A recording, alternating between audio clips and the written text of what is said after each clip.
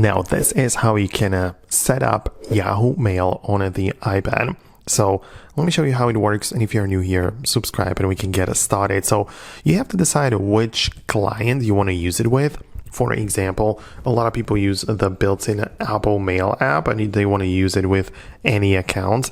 And if that is the case, if you want to use it within the Apple Blue Mail, you actually have to go to the Settings app at first, find the apps at the bottom, and from the list, select Mail. As such, go to Mail Accounts and click on Add a New One. You can type in your email right away, but we have a tiny little blue button which says Choose from List. And this makes it easier because if you click there, we can literally tap on a Yahoo logo there and just sign in on their official sign-in page. You can see that we can just type in our email address and confirm it with the password, and this email will be added to the Apple Mail client. So a lot of people are happy with that, and you can of course go ahead and add it as such.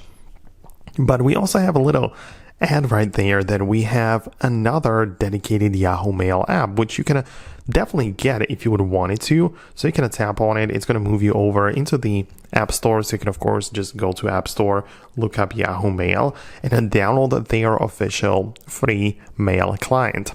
And if you download this app and open it up, you'll be able to get inside of the app as such, and similarly sign in with your Yahoo Mail account like so, and you can just type in your email, your password, and you'll have access to the email as usual. So that's something which you can also do, like instead of using the Apple Mail, you can have the dedicated one from from Yahoo or from Apple. So you can use it in many different interfaces, but let me know which one you decided to go with. Let me know below in the comments. I'm going to wrap it up right now, and I'll see you later in the future videos.